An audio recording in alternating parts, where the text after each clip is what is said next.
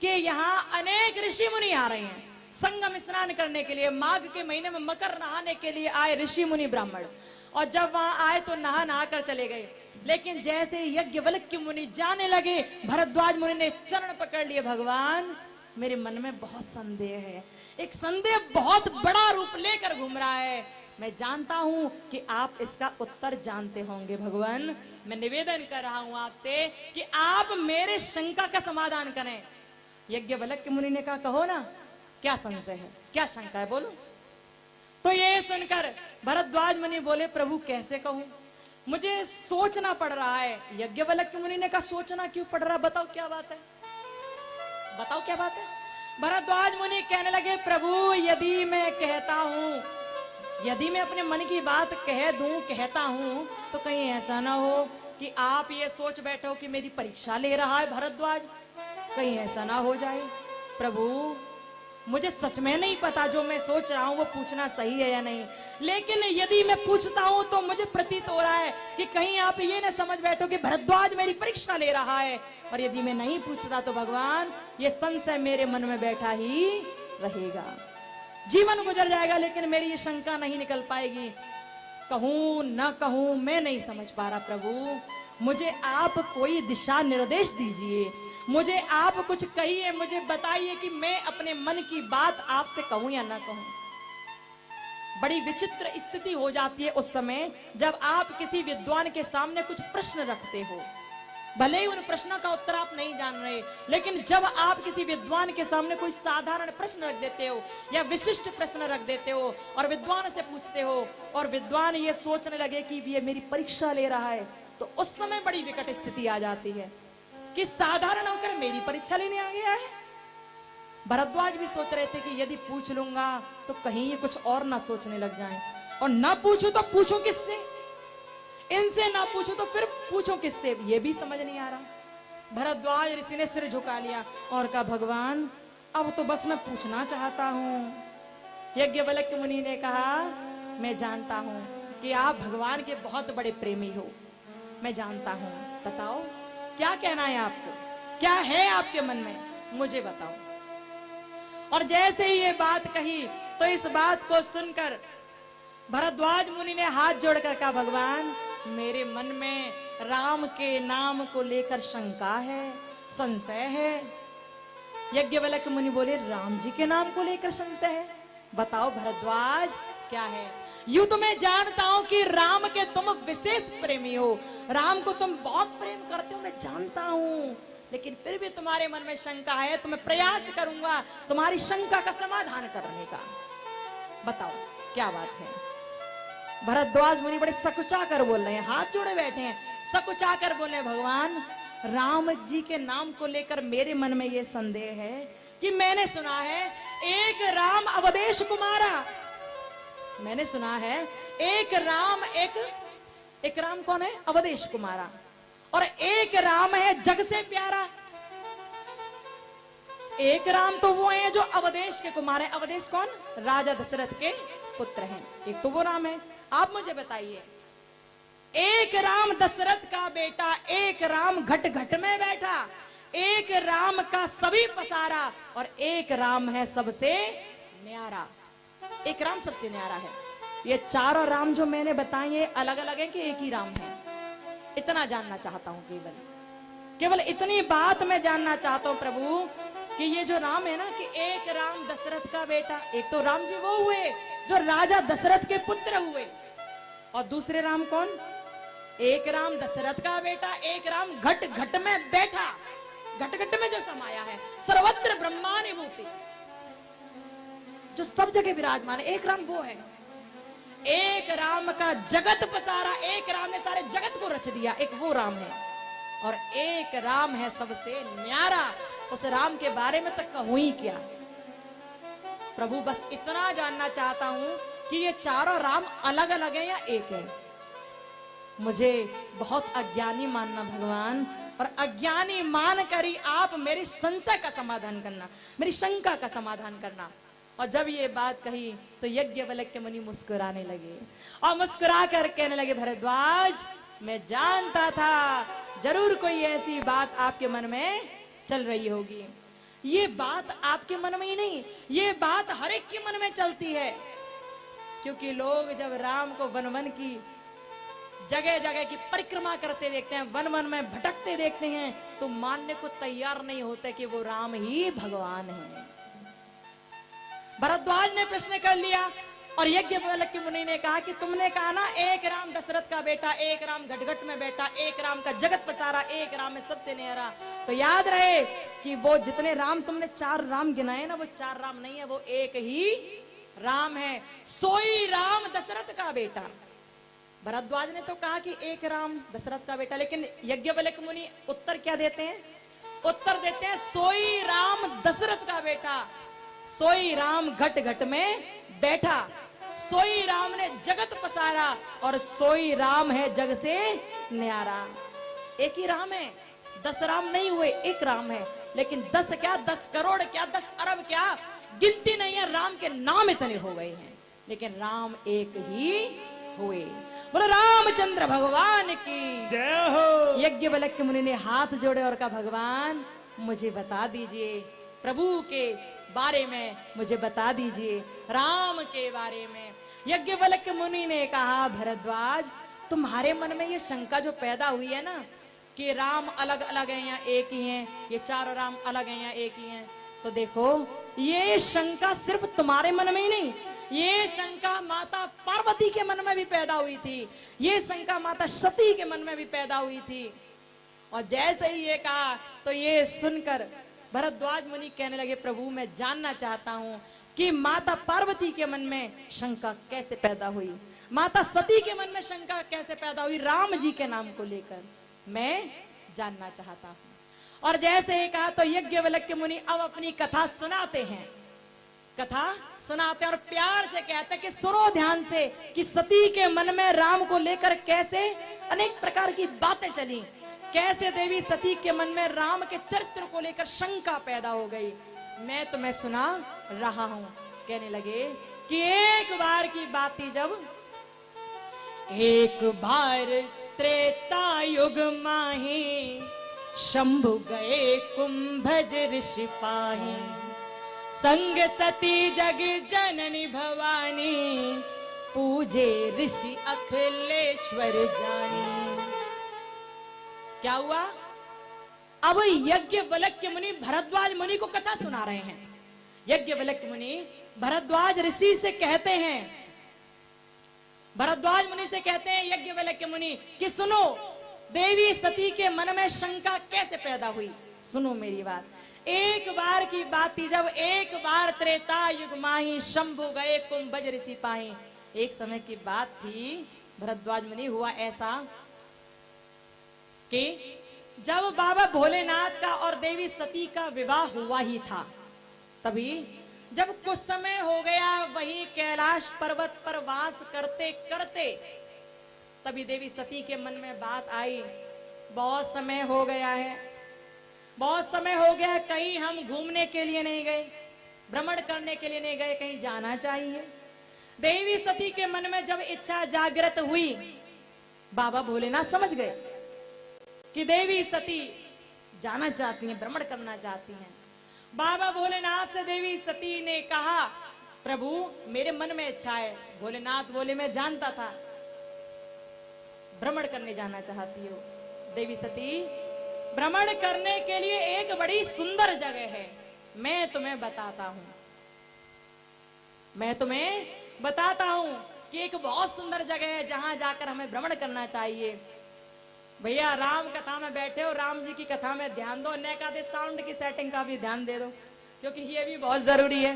अब तुम ही यही सोचते बैठे रहोगे तो इसे बजाएगा कौन? बोलो जय सिया राम, जय जय सिया राम। अरे आवाज कहाँ है, आवाज कहाँ गई? जय जय सिया राम। यज्ञवल्क्य मुनि भरद्वाज मुनि से बोले एक बार ऐसा हुआ, देवी सती ने कहा बाबा भोलेनाथ से प्रभु बहुत समय हो गया रहते रहते, कहीं भ्रमण करने का मन कर रहा है, कहीं घूमने जाने का मन कर रहा है।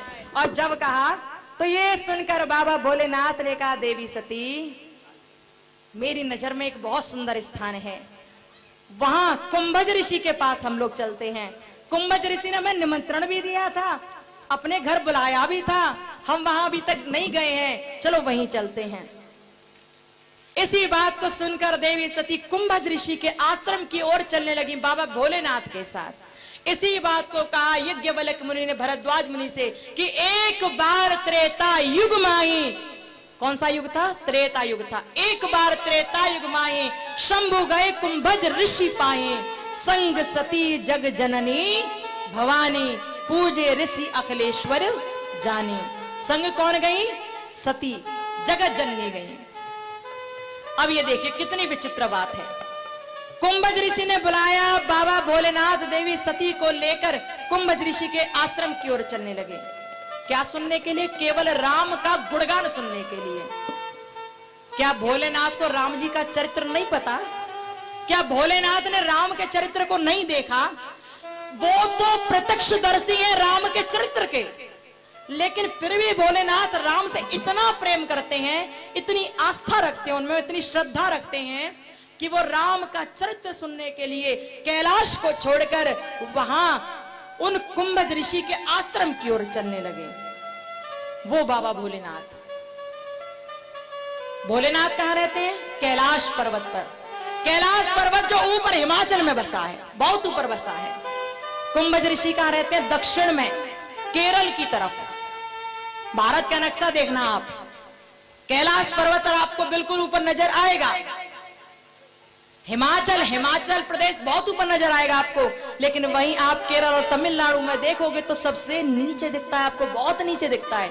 भोलेनाथ इतने ऊंचे जगह पर रहते हैं, लेकिन राम के चरित्र को सुनने के लिए वो कैलाश को छोड़कर कुंभज के आश्रम में पहुंचे। ऊंचा स्थान छोड़कर नीचे की तरफ जा रहे हैं। इसे कहते हैं बड़प्पन, इसे कहते हैं विद्वता, इसे कहते हैं विद्वानता। भोलेनाथ सब जानते थे, लेकिन फिर भी जानते हुए भी राम का गान करने के लिए, राम का गुणगान सुनने के लिए वो कुंभज ऋषि के आश्रम की ओर चलने लगे। आज के समय में तो लोग थोड़ा बहुत जानकारी कर लें, आज के समय में लोग थोड़े से ज्ञानी बन जाते हैं और उनको पता चले कि कहीं भागवत कथा हो रही है, राम कथा हो रही है, तो कहते हैं हम क्या करेंगे सुन के, हम तो खुद ही राम कथा कहते हैं, हम तो खुद ही ज्ञानी है, हम क्या करेंगे सुन के, हमें तो बहुत ज्ञान है। आज का जमाना ये है, लोग थोड़ा सा पाकर ही अभिमानी बन जाते हैं। प्यारे, हमें सीखना चाहिए बाबा भोलेनाथ से, सीख लेनी चाहिए बाबा भोलेनाथ से कि इतने बड़े ज्ञानी, इतने परम ज्ञानी, इतने परम प्रिय राम के हैं वो, और राम का चरित्र सुनने के लिए कुंभज के आश्रम में जा रहे हैं। ऐसे ज्ञानी है वो। यज्ञवल्क्य मुनि बोले कि एक बार त्रेता युग माई, शंभु गए कुंभज ऋषि पाई। कुंभज कौन है? कुंभज एक कुंभ यानी कि एक घड़ा से जो पैदा हुए हैं। बाबा भोलेनाथ जो ज्ञान के सागर हैं, इतना ज्ञान है उनमें कि समुद्र का समुद्र भरा पड़ा है ज्ञान से, उनका बहुत ज्ञानी है वो। लेकिन जा कहां रहे हैं? वो जा रहे एक कुंभज के पास, एक कुंभ के पास, एक घड़े के पास, एक मटके के पास। एक घड़े की तो जो सीमा होती है वो सीमित होती है ना, कि इसमें इतना ही आएगा, इसमें इतना ही आएगा, 10 लीटर पानी आएगा, 20 लीटर आएगा, 50 लीटर आएगा, सीमा होती है एक। लेकिन सागर की सीमा नहीं होती। भोलेनाथ इतने राम के जानने वाले हैं, इतने राम के मानने वाले प्रेमी हैं कि उनके भीतर राम का इतना बड़ा व्याख्यान है, इतना बड़ा प्रेम है, इतना बड़ा गुणगान है, इतना बड़ा ज्ञान है कि वो सागर है। लेकिन वो सागर अपने ज्ञान को छोड़कर एक घड़े के पास, एक कुंभ के पास जा रहे हैं। क्या करने के लिए? राम का ध्यान करने के लिए, राम की कथा सुनने के लिए। लेकिन हम जैसे लोग, आजकल के लोग, थोड़ा सा ज्ञानी हो जाने पर अपने आप को सबसे बड़ा ज्ञानी मान लेते हैं और कहीं कथा हो वहां सुनने के लिए जाते नहीं है। और जब हम ऐसे हो जाते हैं ना कि अपने ज्ञान को ही सर्वोपरि मानते हैं, तो हमारा ज्ञान कब किस वक्त मिट्टी में मिल जाए ये हम भी जान नहीं पाते। अहंकार होता है, चाहे वो किसी भी चीज का हो। यदि आपको रूप का अहंकार है कि आप बहुत सुंदर हो, तो प्यारे एक दिन ये काया भी सिकुड़ जानी है, एक दिन ये काया भी जल जानी है। किसी को रूप का अहंकार है, किसी को धन का अहंकार है, किसी को ज्ञान का अहंकार है, किसी को किसी चीज का अहंकार है। भैया सब कुछ राम ने दिया है, और जब राम ने दिया है तो राम को ही सब कुछ मानो। जब उन्हें ही सब कुछ मानोगे तो वो आपको और भी कुछ देते ही रहेंगे। लेकिन आप घमंड करते रहे तो जितना आपके पास है ना उसका भी वो नाश कर देंगे। बोलो रामचंद्र भगवान की जय हो। यज्ञवल्क्य मुनि ने कहा कि जो सागर है ना, जो समुद्र है, राम के नाम के जो भंडार हैं, वो भंडार एक कुंभ के पास, एक मटके के पास, एक कुंभज ऋषि के पास जा रहे राम के चरित्र का गान करने के लिए, सुनने के लिए। और जब ये कहा तो इस बात को सुनकर भरद्वाज मुनि बड़े प्रसन्न हुए। भरद्वाज मुनि से यज्ञवल्क्य मुनि बोले कि जब प्रभु बाबा भोलेनाथ देवी सती को साथ लेकर पहुंच गए कुंभज ऋषि के आश्रम की ओर, तभी हुआ क्या, जैसे ही वहां पहुंचे तो वहां बाबा भोलेनाथ को कुंभज ऋषि ने देखा। कुंभज ऋषि ने भोलेनाथ को देखते ही झट से उनके चरणों की वंदना की। द्वार पर बाबा भोलेनाथ आए हैं, भोलेनाथ को देखते ही उनके चरणों की वंदना करने लगे कुंभज ऋषि। और जैसे ही चरणों की वंदना करने लगे तो देवी सती सोचने लगी कि बाबा भोलेनाथ तो कह रहे थे कि हम कुंभज ऋषि के आश्रम में जा रहे हैं, राम जी का चरित्र सुनने जा रहे हैं। अरे ये कुंभज ऋषि तो पहले से पहले ही हमारे बाबा भोलेनाथ के चरणों में शीश नवा रहे हैं, दंडवत प्रणाम कर रहे हैं, साष्टांग प्रणाम कर रहे हैं। प्रणाम तो वही करता है ना जो अपने से नीचा होता है, प्रणाम तो वही करता है ना जो अपने से ज्ञान में थोड़ा कम होता है। अधिकतर प्रणाम तो ऐसे ही करते हैं। देवी सती की मेंटालिटी थी ये, वो सोच रही थी ऐसा कि प्रणाम तो ऐसे ही करते हैं जो अपने से नीचे होते हैं।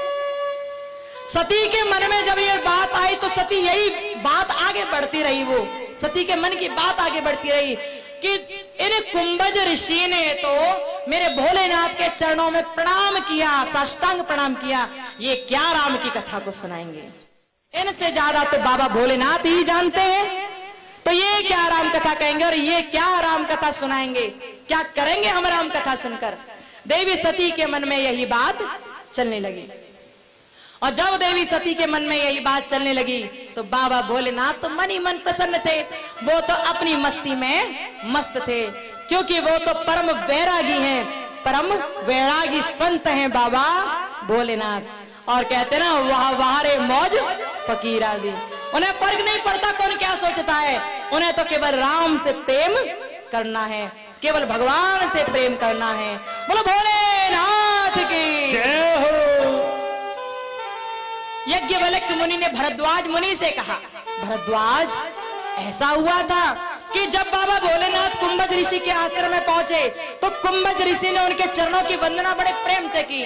तभी देवी सती के मन में बात पैदा हो गई, अरे ये तो हमारे बाबा भोलेनाथ के चरणों की वंदना कर रहे हैं, ये क्या राम कथा सुनाएंगे, ये क्या राम कथा कहेंगे? और जब ये बात चली तो भोलेनाथ ने कुछ नहीं कहा, लेकिन उनके मन में, सती के मन में बात चलती रही। अब कुंभज ऋषि ने शिव के और सती के चरणों की वंदना करके उन्हें अपने कुटिया में प्रवेश कराया, उन्हें अपने आश्रम में बुलाया। और जैसे ही उन्हें अपनी कुटिया में प्रवेश कराया तभी हुआ क्या, जैसे कुटिया में पहुंचे बाबा भोलेनाथ देवी सती के साथ तो वहां जाकर विराजमान हुए। अब बाहर तो कुंभज ऋषि ने चरणों की वंदना की बाबा भोलेनाथ की, लेकिन यहाँ कौन चरणों की वंदना कर रहे हैं? यहाँ पर चरणों की वंदना कर रहे हैं भोलेनाथ। किसके चरणों की वंदना? कुंभज ऋषि के चरणों की वंदना। बाहर किसने की? बाहर की भोलेनाथ के चरणों की वंदना कुंभज ऋषि ने। लेकिन अब शिवजी कर रहे हैं कुंभज ऋषि की वंदना। वंदना क्यों कर रहे हैं? वो वंदना इसलिए कर रहे हैं, वो कह रहे हैं आप मुझे राम का गुणगान सुनाएं, आप मुझे राम की कथा सुनाएं। भोलेनाथ जो राम के चरित्र को पूरी तरह जानते हैं, लेकिन फिर भी वो भोलेनाथ कुंभज ऋषि से राम के चरित्र को सुनना चाहते हैं।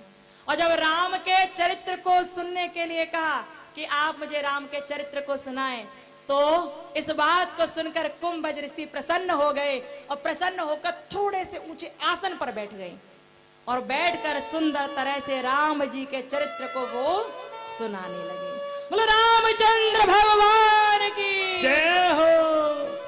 सुंदर तरह राम के चरित्र को सुनाते हैं कुंभज ऋषि, और बाबा भोलेनाथ मन लगाकर सुनते जाते हैं।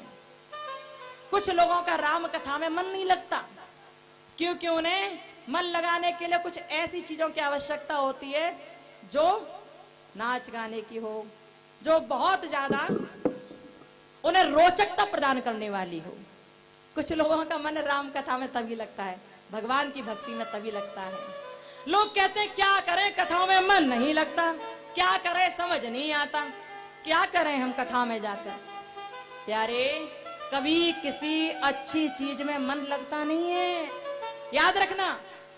कभी किसी अच्छी चीज में किसी का मन नहीं लगा है आज तक। मन किस में लगता है? बुरी चीजों में, बुरे कामों में झट से मन लग जाएगा। कोई कहते मूवी देखने चलते, चलो मूवी, अरे वाह मूवी देखना, वाह चलो चलते, झट से भाग जाएंगे। कोई कह दे वहां पर वो आएंगे, कौन, डांस पार्टी आ रही है, ऑर्केस्ट्रा आ रही है, चलो वहां चलेंगे, चलो भगे चले जाएंगे, चाहे 12 बज रहे हो रात को, 4 घंटे और देखेंगे, पर लेकिन राम की कथा में नहीं आएंगे, क्योंकि राम है वहां, क्यों, भगवान है वहां। अच्छे कामों में मन नहीं लगता। किसी से कह दो भैया पढ़ते रहे, पढ़कर ही उद्धार होगा तेरा, पढ़ ले बढ़िया तरह से, न पढ़ लिख के अच्छा राजा बाबू बन जा। तो बच्चे कहते हैं पढ़े, कैसे पढ़ने मन नहीं लगता। मन काय में लगेगा? गेम खेलने में। मन काय में लगेगा? व्हाट्सएप पर चैटिंग करने में। मन काय में लगेगा? फेसबुक पर चैटिंग करने में। भगवान के नाम में मन नहीं लगता है, कथा भागवत में मन नहीं लगता है, पढ़ाई लिखाई में मन नहीं लगता, दान करने में मन नहीं लगता, दुनिया का हड़पने में मन लगता है, दुनिया की चीज अपनी बनाने में मन लगता है। ये मन बड़ा बुरा है। जिस दिन ये अच्छे कामों में लग गया ना, उस दिन तो तुम्हारा उद्धार ही हो जाएगा, उस दिन तो भटकना ही नहीं पड़ेगा। लोग कहते हैं मन नहीं लगता, अरे भैया किसी अच्छे काम में मन नहीं लगता, लेकिन अब यदि आपको उद्धार करवाना है अपना, तो मन लगाना पड़ेगा। मन यदि आपने अच्छे कामों में लगा लिया, तो फिर आपके उद्धार को कोई रोक नहीं सकता। फिर आप सुंदर स्थान भी पाओगे, श्रेष्ठ आसन भी पाओगे, और सब पा जाओगे। बोलो रामचंद्र भगवान की जय हो, बोल लो जय जय सिया राम। देखो भैया, ये तो मशीनरी है, ये तो मशीनरी है, कभी इधर जाती है, कभी इधर जाते हैं, कभी बंद हो जाती हैं। लोग सोच रहे होंगे कैसा साउंड लगा दिया है, चुपचाप नहीं बैठ रहा है, ये इकट्ठा नहीं रखा नहीं रह रहा है। भैया जा में तो ना साउंड वाले की गलती, ना इनकी गलती, ना हमारी गलती, चल रहा है चलने दो, राम का नाम है चलने दो। रामचंद्र भगवान की जय हो। प्रैक्टिकल जियो, प्यार से जियो, मन से जियो। ये तो कल पुर्जे हैं, कभी गिरते भी हैं और कभी मरते भी हैं, कभी मरते भी हैं, गिरते भी हैं। लेकिन चाहे कोई चीज हो, यदि भगवान के नाम में वो लग जाए, चाहे वो ये हो, ये तार हो, आप हो, हम हो, जो प्रभु के कार्य में लग जाए, वही श्रेष्ठता को प्राप्त कर जाते हैं। किसी भी तरह जाओ, पर भगवान की ओर चले जाओ, वही में, उसी में श्रेष्ठता है। बोलो जय सिया राम, जय जय सिया राम, जय जय सिया राम। यज्ञवल्क्य मुनि ने कहा कि बाबा भोलेनाथ जो ज्ञान के भंडार हैं, वो राम के चरित्र को सुनने के लिए चले गए वहां पर। लेकिन उन्होंने तो राम जी के चरित्र को अच्छी तरह सुना, पूरी कथा मन वचन और कर्म से सुनी, पर देवी सती का मन नहीं लग रहा वहां। देवी सती का मन नहीं लग रहा। मन क्यों नहीं लग रहा? क्योंकि उनके मन में पहले से ये बात बैठी हुई थी कि इन कुंभज ऋषि ने तो बाबा भोलेनाथ के चरणों की वंदना कर ली, अब ये क्या कथा सुनाएंगे। पूरी कथा हो गई, लेकिन देवी सती ने एक बार भी कथा को ध्यान से नहीं सुना। और जब भैया कथा नहीं सुनोगे तो राम को क्या जानोगे? क्या जानोगे कि राम कौन है? क्या जानोगे आप राम के बारे में? नहीं जान पाएंगे हम लोग। कहते हैं कि वहां पर बहुत समय रहे बाबा भोलेनाथ, लगभग 1 वर्ष सवा वर्ष तक रुके और राम के चरित्र का गान सुना। राम के चरित्र को सुना बाबा भोलेनाथ ने कुंभज ऋषि से। लेकिन वहां जो देवी सती बैठी थी, बैठे बैठे बोर हो गई, जैसे कि कथा भागवतों में लोग बोर हो जाते हैं। अरे भैया 4 घंटे की कथा है, कैसे सुने? अरे अभी तो इतना ही टाइम हुआ है, अभी कहां तक सुने हम कथा को? लोग परेशान होने लगते हैं। परेशान तभी होते हैं जब आप राम से प्रेम नहीं करोगे तो परेशान रहोगे। लेकिन जब आपको प्रेम हुआ ना, आपको लगा कि प्रेमी की कथा चल रही है, तो भैया बड़े आनंद के संग सुनोगे। आप जिससे प्रेम करते हो उसके बारे में यदि कोई बात करना शुरू कर दे तो कितने मजे आते हैं आपको। देखा है, आहा हमारे प्रेमी की बात हो रही है, भाई हमारा प्रेमी है। 100 बार आपके सामने बात की जा रही होगी या पीछे बात की जा रही होगी, आप बड़े खुश हो जाओगे, मेरे प्रेमी की बात चल रही है, मेरे प्रेमी की चर्चा चल रही है। जहां प्रेमी नजर आ जाए उसकी ओर से आप एक बार भी अपनी निगाह नहीं हटाते हो, इतना प्रेम करते हो प्रेमी से। जिस दिन ये प्रेम राम से हो गया, उस दिन आपका उद्धार हो जाएगा। उस दिन आपको राम की कथा में आनंद आने लगेगा। प्यारे, राम कथा सुननी है ना तो प्रेम करना सीखना पड़ेगा, प्रेम पैदा करना पड़ेगा अपने मन में राम के प्रति, भगवान के प्रति, तभी कुछ होगा। देवी सती ने कुछ नहीं सुना, राम की कथा व्यथा बना दी उन्होंने। मन नहीं लग रहा उनका राम की कथा में। 1 साल जैसे तैसे बीता उनका, और जब जैसे तैसे 1 साल बीता, श्री राम जी के चरित्र का बखान कुंभज ऋषि ने सुंदर तरह से कर दिया, लेकिन सती नहीं समझ पाई। वो समय बिताया उन्होंने, तभी कुंभज ऋषि ने हाथ जोड़े बाबा भोलेनाथ के सामने और कहा, प्रभु कथा पूरी हो गई, जितना मैं बोल सकता था, जितना मैं सुना सकता था, मैंने सुना दिया भगवान। भगवान ये सुनकर बड़े प्रसन्न हुए, और प्रसन्न होकर बाबा भोलेनाथ बोले, सती अब हमें चलना चाहिए, अब हमें चलना चाहिए। और जैसे ही ये बात कही तो इस बात को सुनकर देवी सती कहने लगी, ठीक है प्रभु अब चलते हैं। देवी सती तो तैयारी बैठी थी जाने के लिए, देवी सती तैयार बैठी थी जाने के लिए। बाबा तुलसीदास मानस में दर्शन कराते हैं और कहते हैं कि बाबा भोलेनाथ ने कुंभज ऋषि से कहा, अब हम चलते हैं। वहां कथा सुनने के बाद बाबा भोलेनाथ आगे चलने लगे कैलाश की ओर।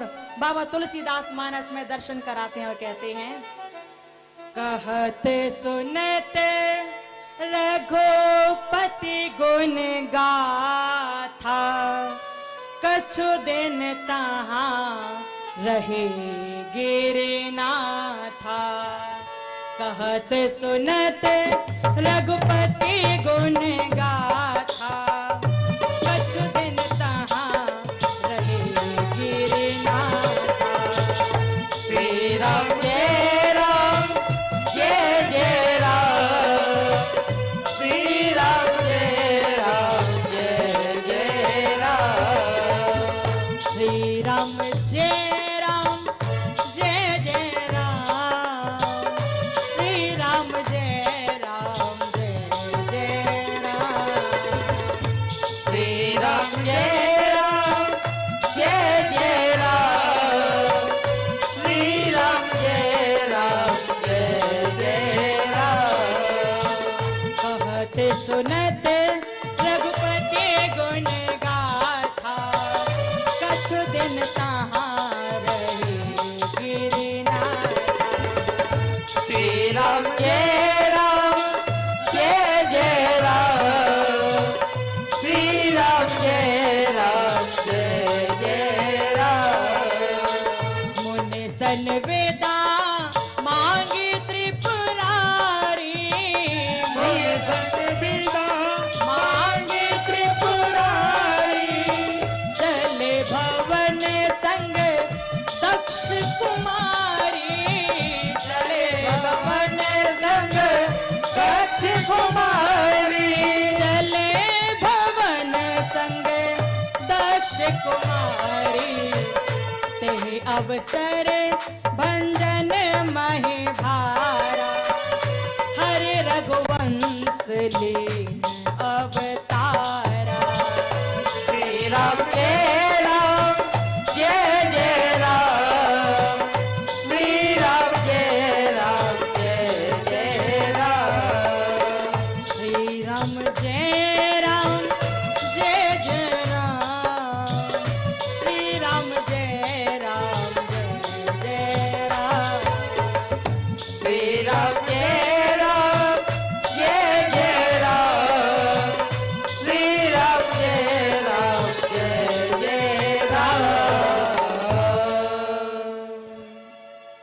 यज्ञवल्क्य मुनि ने कहा, भरद्वाज ऐसा हुआ वहां कि बाबा भोलेनाथ ने कथा सुनी और कथा सुनकर आश्चर्य की बात ये थी कि भोलेनाथ ने तो सुन ली लेकिन सती ज्यों की त्यों रह गई, कुछ नहीं सुन पाए। भोलेनाथ तो कथा सुनकर आनंद के साथ विदा होने लगे। मुनि सन विदा मांग त्रिपुरारी, सर चले भवन संग दक्ष कुमारी। अब देखो इस बात में क्या हुआ। बाबा तुलसीदास ने मानस में दर्शन कराया था और इससे आगे की चौपाई में क्या लिखा था। जब बाबा भोलेनाथ आए थे कुंभज ऋषि के आश्रम में तो किसको संग लाए थे। एक बार त्रेता युग माई, त्रेता युग था उस समय, एक बार त्रेता युग माई शंभु गए कुंभज ऋषि पाई। शंभु गए कुंभज ऋषि के पास यानी कि अगस्त्य मुनि के पास, और संग सती जग जननी भवानी। संग कौन थी, जगत जननी भवानी। कौन, संग सती जग जननी भवानी। जब कुंभज ऋषि के आश्रम में आए थे कथा सुनने के लिए तब अपने संग जगत जननी भवानी को लेकर आए थे वो। लेकिन जब कथा सुन ली, कथा पूरी हो गई, तो अब अपने संग कुंभज ऋषि के आश्रम से किसको लेकर जा रहे हैं वो, किसको, दक्ष कुमारी को। दक्ष कुमारी को बाबा भोलेनाथ अपने संग ले गए। अब जगत जननी भवानी नहीं रही वो। मुनि संग विदा मांग त्रिपुरारी, चले भवन संग दक्ष कुमारी। ये है राम के नाम का असर, ये है राम के नाम की महिमा। जब आप राम के भक्त बनने के लिए जाते हो तो दुनिया आपको सुंदर सुंदर नामों से संबोधित करती है कि ये श्री श्री 108 श्री है, ये फलाने श्री हैं, ये भक्त हैं, ये हैं, ये वो हैं। अनेक प्रकार की उपाधि आपके नाम के आगे लगा दी जाती है। देवी सती के नाम के आगे लगाई गई संग सती जग जननी भवानी, जगत की जननी है वो भवानी को लेकर गई संग बाबा भोलेनाथ। लेकिन जब देवी सती ने 1 वर्ष वहां बैठकर भी राम की कथा को नहीं सुना, राम की कथा को व्यथा बना दिया, तो अब बाबा भोलेनाथ अपने संग लौटा कर किसे ले जा रहे हैं। अब जगत जननी भवानी नहीं रही वो, उनके नाम के आगे जो उपाधि लगी थी ना जगत जननी भवानी की, वो हट गई, क्योंकि उन्होंने राम के नाम को सुना ही नहीं, राम के नाम को व्यर्थ कर दिया उन्होंने। राम के नाम की महिमा को वो जान ही ना पाए, और जो राम के नाम की महिमा को जान नहीं पाता उसको किसी उपाधि को धारण करने का कोई अधिकार नहीं होता। कोई अधिकार नहीं है कि वो कोई उपाधि धारण करे, फिर सब उपाधि बर्बाद है, सब उपाधि बेकार है इसके लिए। मुनि संग विदा मांग त्रिपुरारी, चले भवन संग दक्ष कुमारी। अब दक्ष की पुत्री को संग लेकर जा रहे हैं। अब जगत जननी भवानी नहीं रहेंगे, वो दक्ष की पुत्री है। और जब उन्हें संग लेकर चले जा रहे थे तो तुलसीदास बाबा दर्शन कराते हैं और मानस में कहते हैं कि भोलेनाथ तो लेकर जा रहे थे, लेकिन त्रेता युग का समय था वो, जैसा मैंने तुम्हें बताया कि एक बार कुंभज ऋषि पाए गए थे ना वो बाबा भोलेनाथ। कौन सा युग था, त्रेता युग। एक बार त्रेता युग माही शंभु गए कुंभज ऋषि पाए, त्रेता युग चल रहा था, और त्रेता युग में अवतार लिया मेरे राम ने। और राम कोई साधारण नहीं थे, राम वही जो मैं तुम्हें बताता जा रहा हूं। राम वही भरद्वाज जो मैंने तुम्हें बताया कि सोई राम दशरथ का बेटा, सोई राम घट घट में बैठा, सोई राम का जगत पसारा, और सोई राम है सबसे न्यारा। उन्हीं राम ने अवतार ग्रहण किया। प्यारे, ये जो राम जी की कथा है ना, ये राम जी के वनवास से ही शुरू होती है। आप एक श्लोकी रामायण को पढ़ो तो भी वनवास से ही आरंभ होती है। आप कुछ भी पढ़ो लेकिन राम का चरित्र वनवास से ही आरंभ होता है, फिर बाद में कथा चलती है इसकी। यहां भी वनवास से शुरू हुई है। एक श्लोकी रामायण भी वनवास से स्टार्ट होती है, आरंभ होती है। कहते हैं ना, आदौ राम तपोवनादिगम हत्वा मृगम कांचनम वैदेहरणम जटायु मरणम सुग्रीव संभाषणम बाली निग्रणम समुद्र तरणम लंकापुरी दाहनम पश्चात रावण कुंभकर्णम हनन में तेज रामायणम हनन में तेज रामायणम। एक श्लोकी रामायण है ये, और एक श्लोकी रामायण में आरंभ से ही कहा गया वनवास के बारे में। आदौ राम तपोवनादिगम, कहां गए? वन में गए वो। शुरू ही वनवास से होता है। अच्छा, एक बात तो ये है कि रामायण, राम जी की कथा या 9 दिन की है, लेकिन अभी आपने एक श्लोक की रामायण भी सुन ली जो झट से हो गई ना। लेकिन एक रामायण और भी है जो हम आपको सुनाते हैं अक्सर, जो हमने भी किसी विद्वान से सुनी। एक रामायण कौन सी? आधे मिनट की रामायण। आधे मिनट की रामायण सुनी होगी ना आपने, कहते भी हम अक्सर।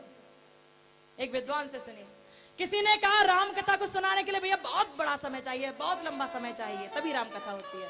लेकिन विद्वान ने मुस्कुराकर कहा, अच्छा राम की कथा को सुनाने के लिए बहुत बड़ा समय चाहिए? मुझे तो नहीं लगता है, मैं तो राम की कथा को आधी मिनट में पूरी कर दूंगा।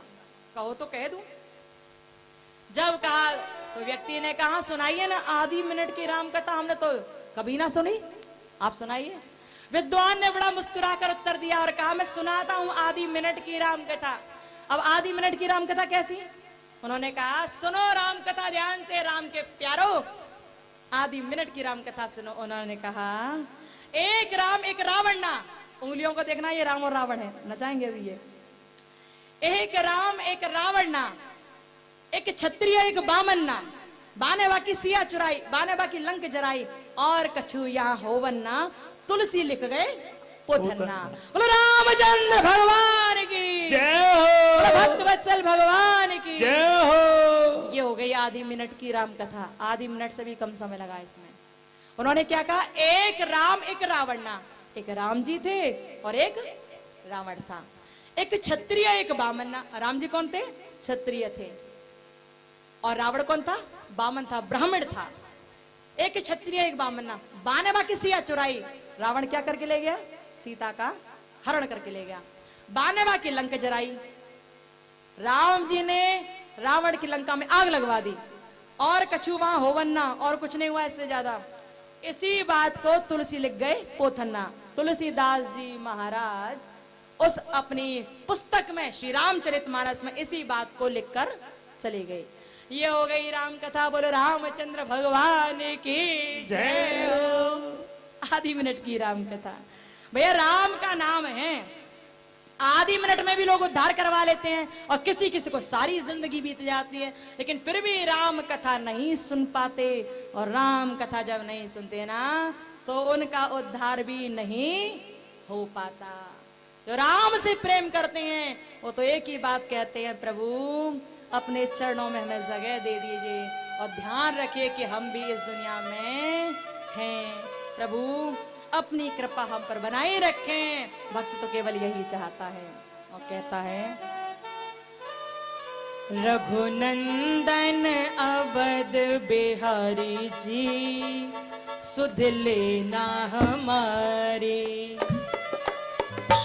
रघुनंदन अवध बिहारी जी, सुध लेना हमारी।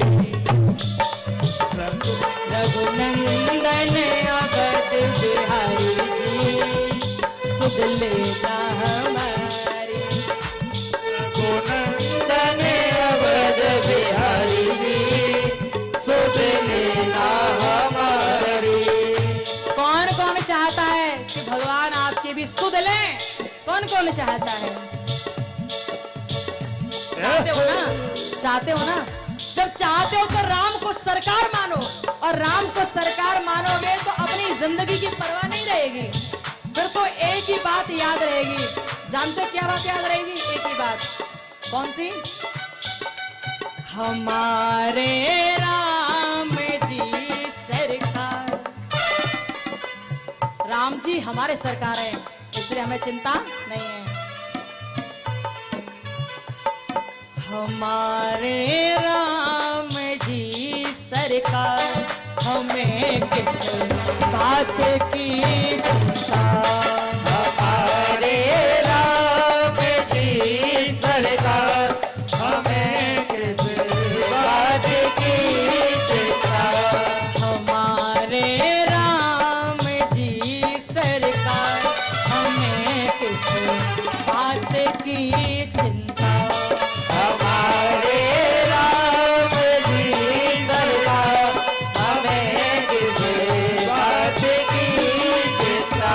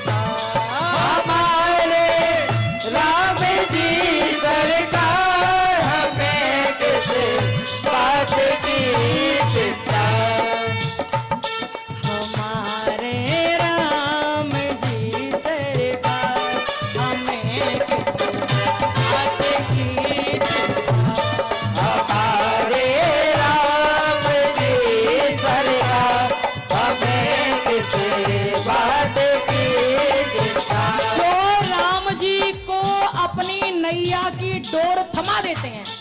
उन्हें अपने जीवन की नैया को चलाने की आवश्यकता नहीं पड़ती, क्योंकि राम जी केवनहार बैठे हैं, राम जी नाव चलाने वाले बैठे हैं, राम जी उसके जीवन की डोर को पकड़ कर बैठे, थामे बैठे हैं, फिर उसे चिंता नहीं रहती। और वो एक ही बात कहता, प्रभु मुझे चिंता नहीं है, मैं तो बस आपके ऊपर हूं।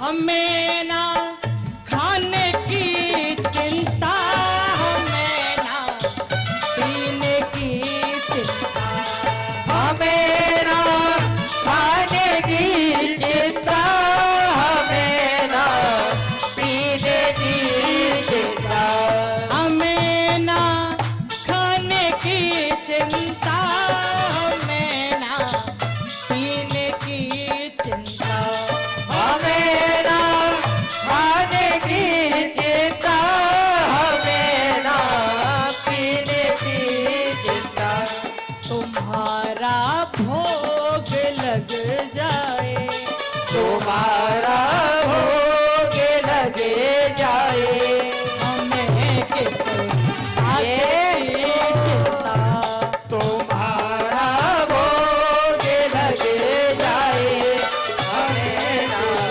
बात की चिंता, प्रभु का भोग लग जाए, हमें किस बात की चिंता, प्रभु का भोग लग जाए, हमें किस बात की चिंता, हमारे राम जी सरकार, हमें किस बात की चिंता, हमारे राम जी सरकार, हमें किस बात की चिंता, मेरा बस भोग लग जाए, तेरा बस भोग लग जाए, हमें किस बात की चिंता, तेरा बस भोग लग जाए, हो मेरे राम। से बात की चिंता, जय सिया राम। तालियों की सेवा करते प्रेम के साथ, बोलो रामचंद्र भगवान की जय हो।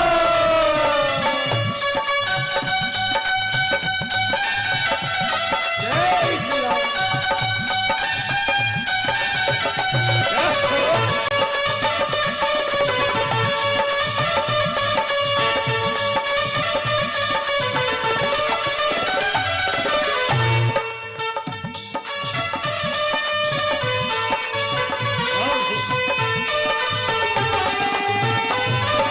जय हो राम।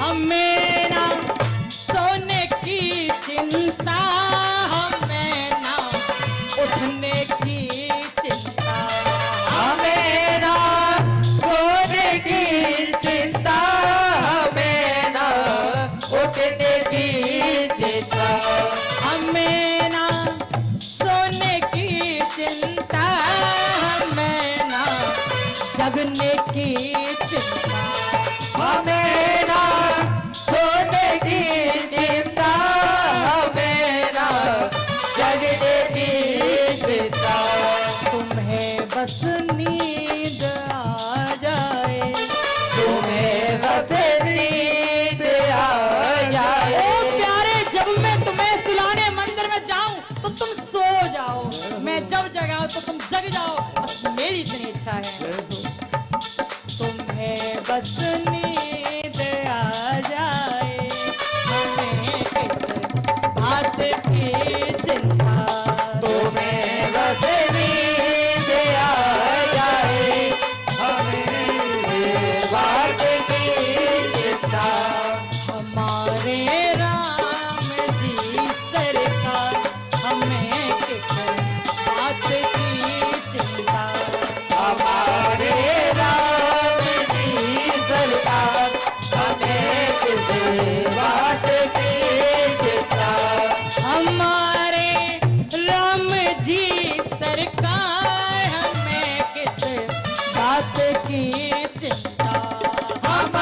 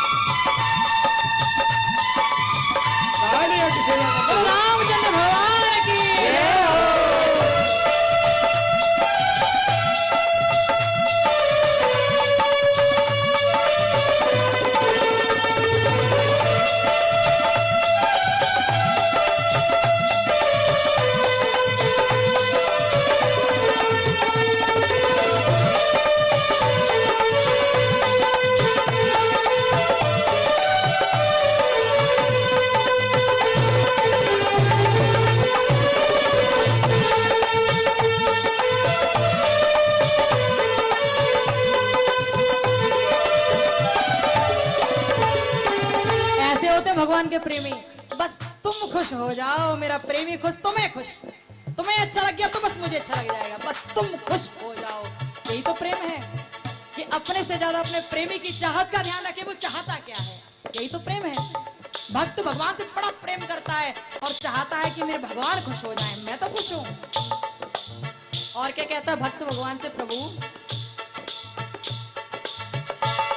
हमें ना पाने की चिंता, हमें ना खोने की चिंता, हमें ना पाने की चिंता, हमें ना खोने की चिंता। मुझे नहीं चाहिए दुनिया भर की धन दौलत, मुझे आवश्यकता नहीं है, बस मेरा काम चलता रहे तुम्हारे नाम से, इतनी आवश्यकता है। तुम्हारा नाम जीवन पर्यंत लेती रहूं, बस इतनी आवश्यकता है। तुम्हारे नाम से मेरा जीवन चलता रहे, बस इतनी आवश्यकता है, ज्यादा आवश्यकता नहीं है, ना पाने की और ना खोने की। क्योंकि तुम साथ हो तो किसी चीज की कमी मेरे पास नहीं रहेगी। हमें ना पाने की चिंता, हमें ना होने की चिंता, हमें ना पाने की चिंता, हमें ना खोने की चिंता। तेरा दीदार हो जाए, तेरा दीदार हो जाए, हमें किस तेरा दीदार हो जाए, हमें किस बात की चिंता। ये प्रेम जो प्रेमी को एक बार देखने के लिए तरसे, बस हर वक्त देखना है तो बस उसे ही देखना है। ये है भक्त और प्रेम। तेरा दीदार हो जाए तो बस किस बात की चिंता।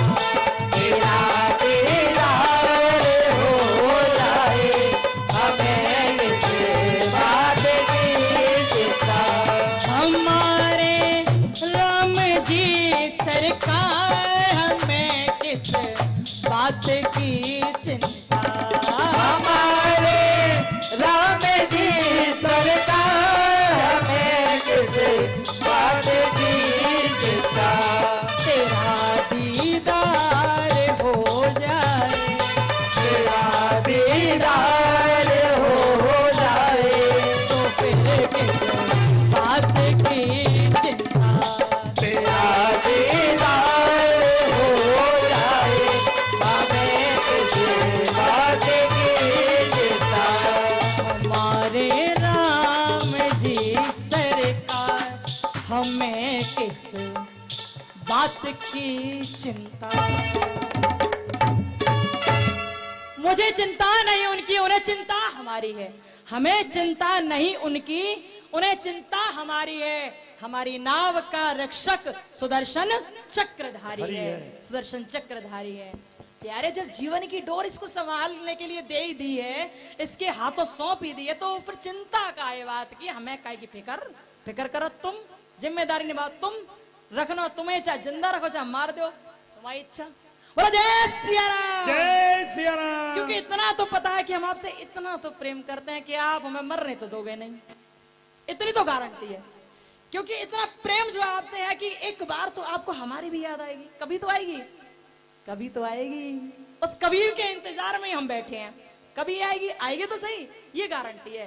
बोलो राधे राधे। जय सिया राम, जय सिया राम। जय सिया राम। देखो जय सिया राम बोल करो ना तो दोनों हाथ उठा के बोल करो, जो टीवी में देख रहे हैं वो ठीक है, दोनों हाथ उठा के जय जय सिया राम। आवाज ऐसी जानी चाहिए कि आपके पड़ोस में जो घर है ना उसके सीधे कान में आवाज पहुंचे, इतनी जोर से आवाज जानी चाहिए, तब तो कुछ है, तब तो कुछ बोलना भैया, नहीं तो ज्यों को त्यों है, फिर कोई मतलब ना बोल बेते, जोते बोल करो, जोर जोर से बोल करो जय जय सिया राम। जय जय सिया राम। निश्चित पहुंच गई होगी पड़ोसी के कान में, तो तय है। यज्ञवल्क्य मुनि भरद्वाज ऋषि से कहते हैं कि बाबा भोलेनाथ कुंभ ऋषि के आश्रम में से जब राम कथा को सुनकर लौटने लगे तो अब उनके संग जगत जननी भवानी नहीं है, अब उनके संग दक्ष की कुमारी हैं, दक्ष की पुत्री हैं। क्योंकि जगत जननी भवानी ने राम के नाम को सही से नहीं सुना, इसलिए भगवान शिव ने उनके नाम के आगे से जगत जननी की उपाधि को दूर कर दिया, उपाधि हटा दी, और अब वो केवल दक्ष की कुमारी रह गई। उसी समय की बात है, त्रेता युग ही था वो, और उस त्रेता युग में मेरे राम वनवासी बने हुए थे। राम की कथा कहां से शुरू होती है? वनवास से शुरू होती है। राम जी सीता जी की खोज करते हुए वन वन में फिर रहे थे, वन वन में जा रहे थे, और जब वन वन में जाकर सीता जी की खोज करने लगे, सीता जी नहीं मिल रही, राम जी निकलते जा रहे हैं, हे खग मृग हे मधुकर श्रेणी, क्या तुम देखी सीता मृगनैनी, लेकिन सीता नहीं मिल रही हैं। राम जी चले जा रहे हैं, वहां तो राम जा रहे थे, लेकिन यहाँ बाबा शिव आ रहे थे देवी सती के साथ, और जब देवी सती के साथ चले आ रहे थे, तभी भगवान शिव के मन में इच्छा जागृत हुई, मन ही मन बोले, मेरे राम बहुत मन है आपके दर्शन करने का, बहुत मन कर रहा है आपका दीदार करने का, प्रभु कैसे आपका दीदार हो। और जैसे मन में ये बात चली, तभी राम की ऐसी लीला कि राम लक्ष्मण दोनों ही वन में फिरते हुए बाबा शिव को दिखाई दे गई। मन की बात मन जान लेता है, आत्मा की बात आत्मा तक पहुंच जाती है। जब प्रेम और लगाव होता है तो फिर वहां किसी फोन की जरूरत नहीं पड़ती, वहां किसी मैसेज की जरूरत नहीं पड़ती। आपके मन की बात आपका प्रेम ही जान जाता है, यदि आपका लगाव उसके हृदय से है तो, यदि उसका लगाव आपके हृदय से है तो। क्या हुआ? हुआ कुछ ऐसा कि बाबा भोलेनाथ ने जब मन ही मन कहा, भगवान मैं आपके दर्शन करना चाहता हूं, भगवान ने लीला रचाई, और तभी भगवान श्री राम जी भैया लक्ष्मण जी के साथ वन वन में फिरते हुए नजर आ गए बाबा भोलेनाथ को। और जैसे ही भोलेनाथ को नजर आए तो भोलेनाथ उन्हें देखते ही प्रसन्न हो गए, और प्रसन्न होकर उनके मुख से झट से निकल गया, जय सच्चिदानंद जग पावन, अस कह चले ओ मनोज न सावन। क्या कहा? जय सच्चिदानंद जग पावन। और जैसे ही कहा तो इस बात को सुना देवी सती ने, और जैसे ही देवी सती ने इस बात को सुना तो इस बात को सुनते ही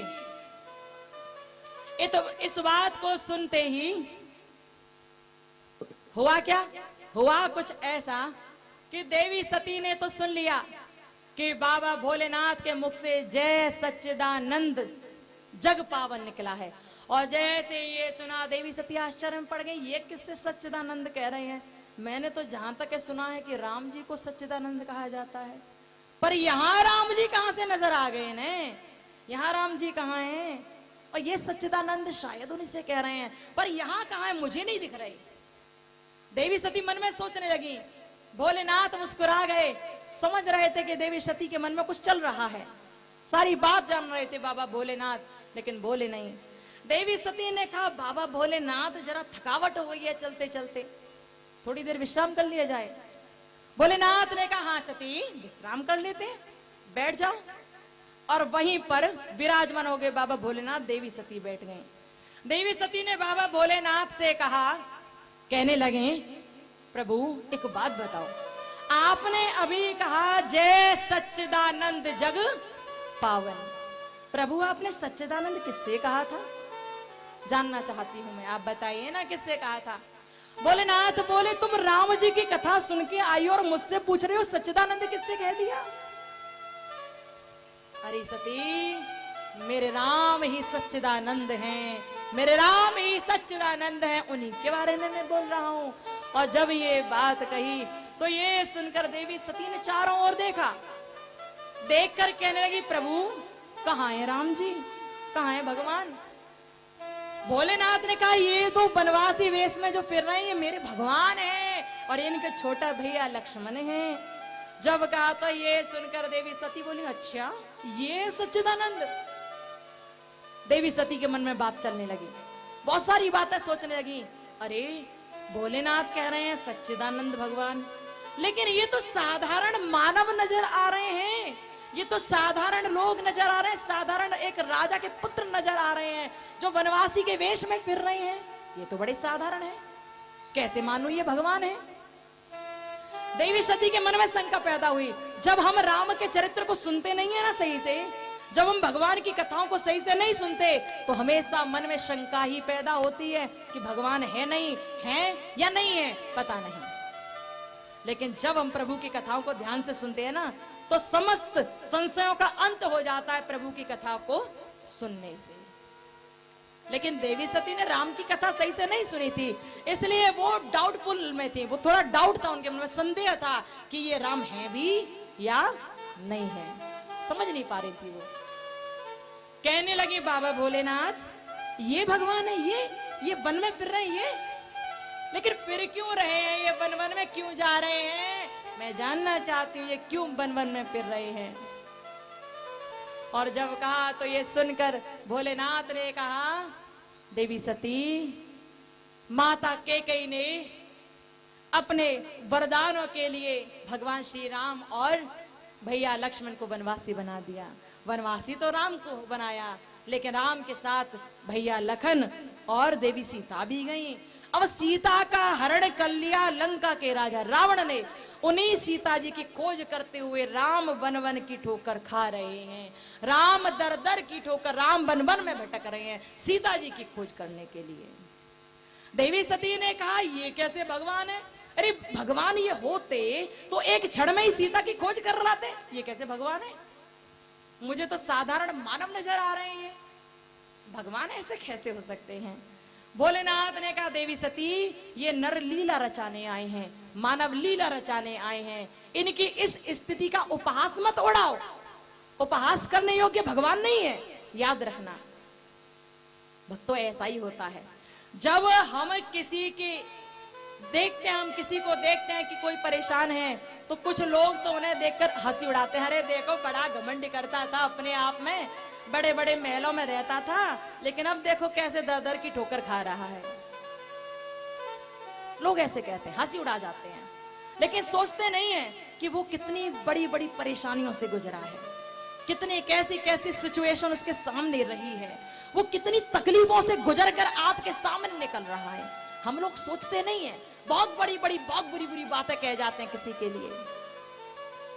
आज के समय में तो ये भरा पड़ा है, ये बात भरी पड़ी है, लोग हमेशा ही दूसरे को टॉर्चर करते रहते हैं, लोग हमेशा ही दूसरों से कुछ ना कुछ कहते रहते हैं। आजकल भी तो लोग दर दर की ठोकरें खा रहे हैं ना, बहुत ज्यादा लोग खा रहे हैं, लेकिन उन्हें कोई नहीं देख रहा, किसी को परवाह नहीं उनकी। जो परवाह करते हैं भगवान उनकी परवाह करने के लिए तैयार हो जाते हैं।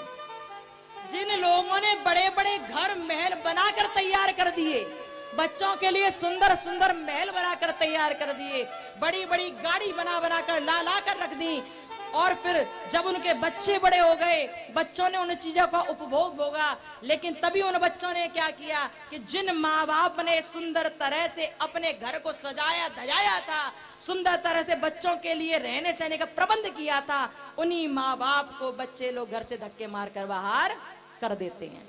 उन्हीं माँ बाप को राम का चरित्र सिखाता है कि माँ बाप की आज्ञा क्या होती है और आज्ञा का पालन कैसे किया जाता है, राम का चरित्र सिखाता है। लेकिन आज के समय में तो राम के चरित्र को ही पलट दिया गया है। आज माँ बाप बच्चों को घर से बाहर नहीं कर रहे हैं, बल्कि बच्चे माँ बाप को घर से बाहर निकाल रहे हैं। कितने दुर्भाग्य की बात है। जिन माँ बाप ने खुद नंगे रह कर अपनी पीठ पर बोरा लाद लाद कर तुम्हारे लिए रोटी का प्रबंध किया, तुम्हारे लिए रोटी रख कर तैयार की, तुम्हारे लिए कपड़ा पहनाया, तुम्हें कपड़ा लेकर आए वो तुम्हारे लिए, नंगे पैर खुद चले, तुम्हें अपने कंधों पर बिठाकर जिन्होंने रखा, वही माँ बाप जब बूढ़े हो गए, उन्हीं माँ बाप को तुमने घर से धक्के मार कर निकाल दिया और कह दिया तुम होते कौन हो यार रहने वाले, तुम हो कौन यार रहने वाले। ऐसे कर्म करते हैं हम लोग, ऐसे धक्के मार कर निकालते हैं हम लोग अपने घर के माँ बाप को, अपने बड़े बुजुर्गों को। और जब वही बड़े बुजुर्ग दर दर की ठोकर खाते हैं ना, तो पड़ोसी लोग हंसते हैं उन पर, अरे बड़ा गर्व करता था कि 4 बेटे हैं, बड़ा गर्व था कि 5 बेटे हैं, बड़ा गर्व था कि बड़े बड़े महल है तेरे, अरे कहाँ रह गए तेरे महल, कहाँ धरे के धरे रह गए तेरे महल। हंसी उड़ाते हैं लोग, और वो माँ बाप दर दर की ठोकरें खाने के लिए मजबूर हो जाते हैं। कोई सहारा देने वाला नहीं होता उनको। प्यारे, ऐसे माँ बाप को हम भी रोज देखते हैं। ऐसे माँ बाप दिन रोज कहीं ना कहीं मिल जाते हैं, कभी स्टेशन पर बैठे हुए, कभी जमुना जी के किनारे रोते हुए, कभी कहीं ऐसे माँ बाप जगह जगह मिल जाते हैं। उन्हीं माँ बापों को एक आसरा देने का विचार भी हमारे मन में आया है। मन में ये इच्छा जागृत हुई है कि उन माँ बाप के लिए एक आश्रय बने, आश्रय ऐसा जहां वो अपने परिवार की तरह जीवन यापन कर सकें, आश्रय ऐसा जहां वो अपनी जिंदगी को अच्छी तरह से जी सकें। एक ऐसे आश्रम का निर्माण किया जाए जहां पर वो अपना जीवन यापन बड़ी सुंदर तरह से कर सकें। हमने भी ऐसा एक सपना देखा है कि बहुत बड़े बड़े बुजुर्ग माँ बाप हैं जो दर दर की ठोकरें खा रहे हैं। प्यारे, वो माँ बाप हैं अपने नहीं किसी और के। माँ बाप तो माँ बाप होते हैं, अपने हो या किसी के हो। वो माँ बाप जो दर दर की ठोकरें खा रहे हैं, उनके लिए हमने विचार किया है कि हम उनके लिए एक आश्रम का निर्माण करें। विचार तो किया है, सपना तो देखा है, लेकिन अपनी औकात नहीं है। अपनी औकात नहीं है कि आश्रम का निर्माण करवा पाऊं, क्योंकि कुछ नहीं है, ना धेला है पास में, कुछ नहीं है। आश्रम का निर्माण कैसा होगा ठाकुर जी जाने, उन्होंने ही रास्ता दिखाया, वही जाने कि आश्रम का निर्माण कैसे होगा। वो माँ बाप जो दर दर की ठोकरें खा रहे हैं भैया, सपना हमने देखा कि उनके लिए एक आश्रम का निर्माण हो, और आश्रम का निर्माण तभी होगा जब ठाकुर जी चाहेंगे। बहुत लोगों के फोन आते हमारे पास, अब आते हैं कि आपका आश्रम कहाँ बन रहा है, किस जगह पर है, आप बताएं, हमें आना है उसमें। तो भैया हम साफ कह देते, भैया हमारे पास तो अभी जगह भी नहीं ली है, क्योंकि पैसा ही नहीं है। हर काम होता है पैसे से, और पैसा ही नहीं तो जगह कहां से लें। जगह नहीं ले तो आश्रम कैसे बनेगा। तो भैया जो भी कोई सुन रहे हैं कथा को, आप सब भी, और चैनल के माध्यम से जो भी सुन रहे हैं भैया, ये जो सपना देखा है ना, ये सपना आप सबका भी होना चाहिए। अपना कोई माँ बाप दर दर की ठोकर न खाए, ध्यान रखिए। पहले तो आप किसी भी अपने माँ बाप को, जो बड़े बुजुर्ग हो गए या कोई भी आपके माँ बाप हैं, उन्हें घर से बाहर मत निकालो। लेकिन यदि आप निकाल रहे हो या फिर आप किसी और माँ बाप को देख रहे हो दर दर की ठोकर खाने के लिए, तो भैया उनकी सेवा करने के लिए तैयार हो जाओ। हमने जो सपना देखा है वो सपना पूरा तभी होगा जब ठाकुर जी चाहेंगे और आप सब हमारे साथ खड़े होंगे, तभी वो सपना होगा पूरा। तो भैया जो चैनल के माध्यम से सुन रहे हैं, इस सपने को पूरा कराना चाहो तो करा सकते हैं आपसे भी। इस सपने को पूरा होने में ज्यादा समय नहीं है, लेकिन फिर भी समय बहुत है, क्योंकि इसके लिए बहुत कुछ इकट्ठा करना है। जब बहुत कुछ इकट्ठा होगा तब जाकर जो बुजुर्ग आंख है जिनमें आंसू भरे हुए हैं, जो बुजुर्ग पैर हैं जो दर दर की ठोकरें खा रहे हैं, उनके लिए आश्रम का निर्माण हो पाएगा। तो भैया जैसी आपकी श्रद्धा हो और आपको लगे कि मुझे भी अपने माँ बाप के नाम से, मुझे भी अपने बुजुर्गों के नाम से, मुझे भी दर दर की ठोकरें खाने वाले वृद्धों के नाम से कुछ दान करना चाहिए, कुछ धन देना चाहिए, या कुछ भी आश्रम के निर्माण में लगाना चाहिए, तो आप आगे बढ़कर आइएगा और जैसी श्रद्धा हो वैसा लगाइएगा।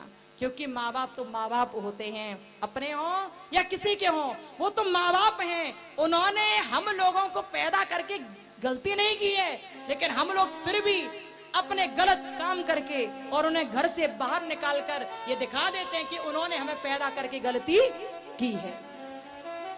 यही बड़े दुर्भाग्य की बात है। याद रखना, जब आश्रम का निर्माण होगा तो बहुत माँ बाप को आश्रय मिलेगा, और आश्रम का निर्माण तभी होगा जब आप सब चाहोगे और ठाकुर जी चाहेंगे। बोलो जय सिया राम, जय सिया राम। यज्ञवल्क्य मुनि भरद्वाज ऋषि को कथा सुना रहे हैं, और कथा सुनाते हुए कहते जा रहे हैं कि जब देवी सती ने देखा कि राम और लक्ष्मण दर दर की ठोकर खा रहे हैं, राम लक्ष्मण वन वन में फिर रहे हैं, तो भोलेनाथ से कहने लगी ये भगवान है? मुझे नहीं लगता ये भगवान है। प्यारे, दुनिया में सबसे बड़ा अज्ञान यही है कि आप भगवान को देखकर भी भगवान नहीं मानते हो। ये सबसे बड़े अज्ञान की बात है, सबसे बड़े दुख की बात है ये। राम जी को भटकते हुए देखा, राम जी को इस तरह देखा, तभी देवी सती ने कहा मुझे नहीं लगता ये भगवान है। इस बात को सुनकर बाबा भोलेनाथ मुस्कुराने लगे और कहने लगे अच्छा तुम्हें नहीं लगता ये भगवान है? तो जाओ ना, परीक्षा ले आओ, देख लो ये भगवान है भी या नहीं है। जाओ ना। बाबा भोलेनाथ ने देवी सती से कहा, देवी सती से कहने लगे, जो तुमरे मन अति संदेह हो, तो किन जाए परीक्षा ले हो। जाओ ना, परीक्षा ले आओ। जो तुमरे मन अति संदेह हो, तो किन जाए परीक्षा ले हो। तब लगे बैठे हाउ बट छाए, तुम जब तक परीक्षा लेकर आओ तब तक मैं यहाँ बैठ जाता हूँ बट वृक्ष की छाया में। जाओ, तुम चली जाओ। देवी सती ने कहा, अच्छा परीक्षा ले आऊं? ले आऊं परीक्षा? भोलेनाथ ने कहा, हाँ देवी सती जाओ ना, क्योंकि तुम्हें विश्वास तो हो नहीं रहा मेरी बात पर। देवी सती ने कहा, ठीक है प्रभु मैं जाती हूँ।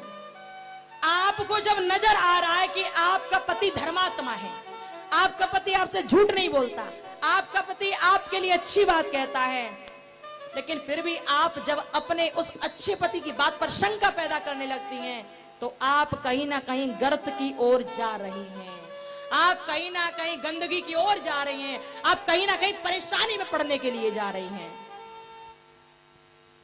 जब आप अपने पति से अनेक प्रकार की बात छुपाने लगो, समझ लेना चाहिए कि अब आपका पति आपके मन से दूर हो रहा है और वो आपको भी अपने मन से दूर कर रहा है। शिव सती का चरित्र हमें सिखाता है कि हमें कभी भगवान पर शंका नहीं करनी चाहिए। सती का चरित्र सिखाता है कि हमें कभी अपने जो पति हैं, जो सत्य हैं वास्तव में, जो वास्तव में सही हैं, तो उनकी सही बात का अनुसरण हमें करना ही चाहिए। सती का चरित्र सिखाता है हमें, शिव का चरित्र हमें सिखाता है कि जब कभी लगे कि आपका प्रियतम आपकी बात से विमुख हो रहा है, तो उसे बिना लड़े झगड़े ही अपने से प्रेम से दूर कर दो। बिना लड़े झगड़े ही। अपने यहाँ पर तलाक का कोई प्रावधान नहीं है, तलाक का प्रावधान नहीं है अपने सनातन धर्म में, लेकिन फिर भी तलाक होते हैं। क्यों होते हैं? क्योंकि लोगों की बातें एक दूसरे को चुभ जाती हैं, लोग एक दूसरे की बातों को समझ नहीं पाते, फिर लड़ाई झगड़े होते हैं और कोर्ट कचहरी तक मामले पहुंच जाते हैं।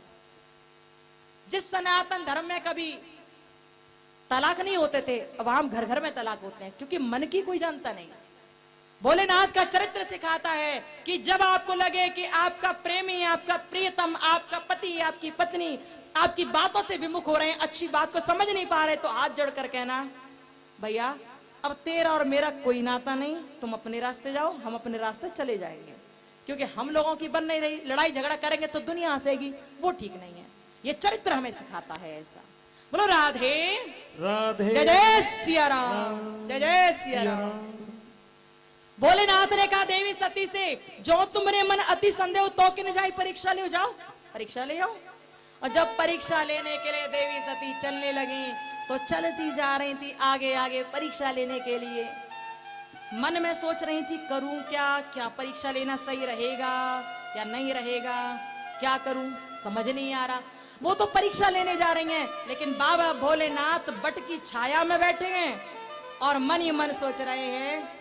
उनके मन में एक ही बात चल रही है, होनी है होनी पति की। भोलेनाथ सोचने लगे कि ये जो हो रहा है ना, ये करने वाला कोई और नहीं, स्वयं वो परमात्मा ही है, इसलिए जो हो रहा है उसे होने दो। होनी है होनी पति की, क्या होगा हाथ लगाने से। होनी है होनी पति की, क्या होगा हाथ लगाने से। कहते होए सोई जो राम रची राखा, को करे तर्क बढ़ावे साका। होता वही है जो राम चाहते हैं, जो राम ने रच दिया है ना वही होता है। भोलेनाथ भी सोच रहे थे, होनी है होनी पति की, क्या होगा हाथ लगाने से। होनी है होनी पति की, क्या होगा हाथ लगाने से। होनी है होनी पति की,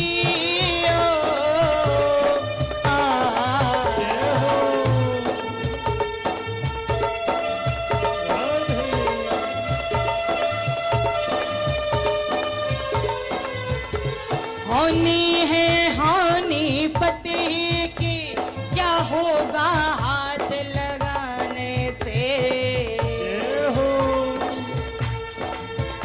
होनी होकर ही मानेगी, होनी होकर ही मानेगी, होनी होकर ही मानेगी, क्या लाभ विवाद बढ़ाने से।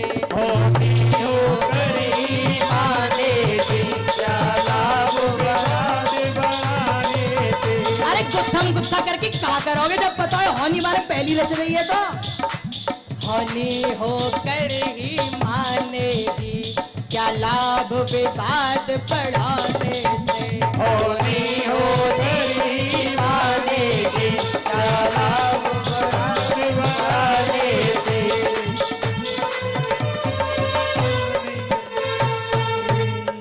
भोलेनाथ ने क्या देखा कि देवी सती को अच्छी बात भी नहीं सुहा रही, वो भगवान पर भी शंका कर रही हैं, भगवान पर भी शंका पैदा कर रहे हैं कि ये भगवान है भी या नहीं है, और शंका हो रही है इस बात की। अब क्या किया भोलेनाथ, तो वहीं चुपचाप बैठ गए, मुस्कुराने लगे, राम जी का गुणगान करने लगे, ध्यान करने लगे। लेकिन देवी सती चलती जा रही थी राम जी की ओर। अब सोच रही है परीक्षा कैसे लूं, परीक्षा कैसे लूं, समझ नहीं आ रहा, क्या करके जाऊं, कैसे बन के जाऊं, कैसे इन्हें मैं बावरा बना दूं, क्या करूं, मुझे नहीं समझ आ रहा। तभी अचानक ध्यान आया, ऐसा करते हैं कि इनकी सीता जी खो गई हैं, तो क्यों ना सीता जी का रूप बना लूं। सीता जी का रूप बनाऊंगी तो ये मुझे सीता जानेंगे, और सीता जानेंगे तभी ये मैं समझ जाऊंगी कि ये वास्तव में भगवान है या फिर साधारण इंसान है। तब मैं जाकर भगवान शिव से कहूंगी कि ये तो साधारण है, जिन्हें आप सच्चिदानंद कह रहे थे, ये तो साधारण है, ऐसा जाके कहूंगी। देवी सती ने ये बात सोची और झट से सीता का रूप बना लिया, झट से वो सीता बन गई। और जैसे ही देवी सीता बन गई तो सीता जी बनने के बाद वो राम जी के सम्मुख आने लगी, राम जी के सामने आने लगी, मुख के सामने आने लगी। और जैसे ही राम जी के सम्मुख आने के लिए वो लगी, सामने आई, तभी लक्ष्मण जी ने देखा, राम जी तो आगे से निकल गए, लक्ष्मण जी ने देखा कि माता सीता खड़ी सामने, भाभी सीता खड़ी है सामने। वो देखते ही रह गए, लेकिन फिर ध्यान आया और सोचने लगे कि ये मेरी भाभी तो हो नहीं सकती, ये मेरी भाभी नहीं हो सकती, क्योंकि मेरी जो भाभी सीता है ना, वो कभी मेरे भैया के आगे नहीं खड़ी होती है, वो मेरे भैया के चरण चिन्हों पर अपने चरण रखकर चलती है, वो कभी मेरे भैया के आगे नहीं खड़ी होती है, वो हमेशा पीछे खड़ी होती है, तो ये मेरी भाभी तो हो ही नहीं सकती, ये तो तय है। सती सोच रही है कि लक्ष्मण जी मुझे सीता जान रहे हैं, लेकिन लक्ष्मण जी भी समझ गए कि ये सीता नहीं है। राम जी ने उनकी ओर देखा भी नहीं, सती की ओर देखा भी नहीं, आगे बढ़ने लगे। लेकिन सती लौट कर फिर राम के सामने आ गई, और जैसे ही राम के सामने आए, राम जी मुस्कुराने लगे और मुस्कुराकर हाथ जोड़ लिए, मुस्कुराकर हाथ जोड़ कर कहने लगे, माता आपको भी आना पड़ा, आना पड़ा। श्री राम जी सुंदर तरह से देवी सती के चरणों की ओर झुक गए, घुटने के बल बैठकर प्रणाम करने लगे, और प्रणाम करते हो बोले, माता प्रणाम हो आपको, मैया प्रणाम हो। बोले, आए प्रेम से प्रणाम किया, माता आपके चरणों में ये भक्त राम बारंबार कोटि कोटि बार प्रणाम करता है, मैया प्रणाम करता है। राम जी बोले, मैं प्रणाम करता हूँ माँ आपको। आए प्रेम से प्रणाम किया, उस दृश्य का दीदार करें आप भी। राम सामने हैं, देवी सती सामने खड़ी हैं, राम जी घुटने के बल बैठकर सिर झुकाए देवी सती से कह रहे हैं, माँ आए प्रेम से प्रणाम किया, वचनामृत सील सुराजे हैं। आए प्रेम से प्रणाम किया, वचनामृत सील सुराजे हैं। आए प्रेम से प्रणाम किया,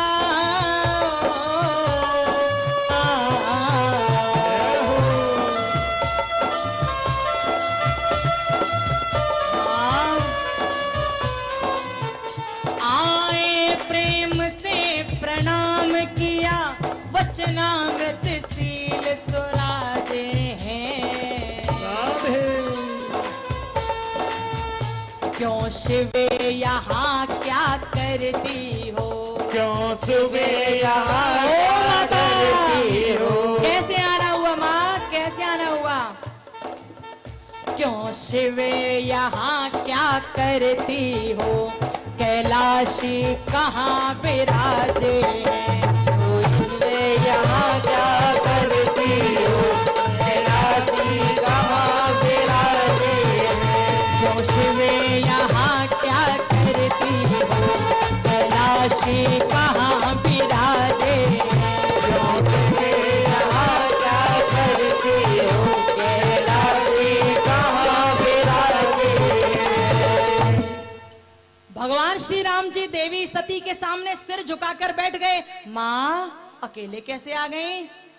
ऐसा क्या हुआ जिसकी वजह से आप बाबा भोलेनाथ को वहीं बिठाकर अकेले चली आई? मैया क्या दास से कुछ गलती बन गई? माँ क्या बात हुई? माँ बताइए ना। जब ऐसे कहा और वो तो देवी सती जो सीता का वेश बनाकर आई थी वो वहीं स्तब्धित रह गई, बोल नहीं पाई, एक शब्द उनके मुख से नहीं निकला। अरे राम, मैं तो सीता का रूप बनाकर आई और साधारण वेश वाले राम ने मुझे पहचान लिया कि मैं सती हूं। अब मैं क्या जवाब दूंगी बाबा भोलेनाथ को जाकर? अब मैं क्या कहूंगी बाबा भोलेनाथ से? मुझे समझ नहीं आता है, मैं क्या करूं, मुझे समझ नहीं आ रहा। देवी सती जो सीता का रूप बनाकर आई, लज्जित तो हो गई, सोचने लगी मैंने पति की बात नहीं मानी, उनकी तरफ से भी मैंने कोई बात नहीं समझी, अब मेरे पति भी मुझे नहीं मानेंगे।